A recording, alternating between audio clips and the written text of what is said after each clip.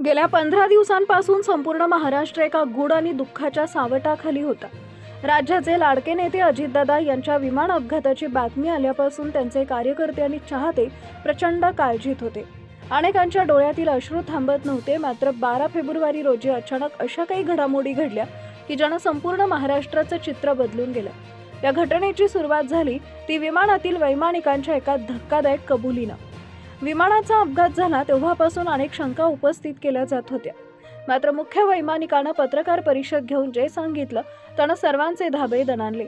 वैमानिकानं कबूल केलं की ज्यावेळी ही घटना घडली तेव्हा हवामान पूर्णपणे स्वच्छ होते। अधिकृत अहवालात धुक्याचं कारण दिलं गेलं असलं तरी सीसीटीव्ही फुटेज आणि प्रत्यक्षदर्शींच्या माहितीनुसार तिथं अजिबात धुकं नव्हतं। वैमानिकानं असा इशारा दिला की हा केवळ अपघात नसून एक जाणीवपूर्वक रचलेला कट किंवा घातपात असण्याची शक्यता आहे। वैमानिकानं आपल्या अंतरात्म्याच्या आवाजाला प्रतिसाद देऊन सत्य जगासमोर मांडलं आणि सांगितलं की त्यानं दादांना एका सुरक्षित स्थळी पोहोचवलं होतं आणि केवळ अपघाताचा आभास निर्माण केला होता। एकीकडे वैमानिक सत्य सांगत असतानाच बारामतीमध्ये एक अभूतपूर्व घटना घडली। गेल्या अनेक दिवसांपासून शांत असलेल्या बारामतीच्या निवासस्थानी दुपारच्या वेळी अचानक गाड्यांचा ताफा वेगानं दाखल झाला। कोणती पोलीस सुरक्षा किंवा लाल दिवा नसलेली एक साधी गाडी दारात येऊन थांबली। त्या गाडीतून जेव्हा अजितदादा बाहेर पडले तेव्हा उपस्थित असलेल्या प्रत्येकाच्या स्वतःच्या डोळ्यावर विश्वास बसत नव्हता। दादांचा पांढरा शुभ्र शर्ट मातीनं माखलेला होता आणि त्यांच्या चेहऱ्यावर मृत्यूच्या दारातून परतल्याचा थकवा स्पष्ट दिसत होता, पण त्यांच्या डोळ्यातील करारी बाणा तसाच होता। आपल्या नेत्याला जिवंत पाहताच कार्यकर्त्यांनी दादा आले असा एकच जयघोष केला।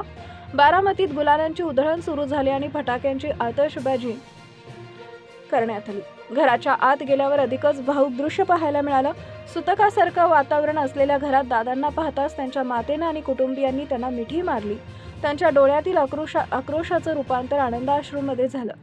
असं बोललं जाते की दादांकडे काही महत्त्वाच्या फाईल्स आणि तांत्रिक पुरावे आहेत ज्यामध्ये घातपाताचा कट रचणाऱ्या गुप्त बैठकींच्या नोंदी आहेत।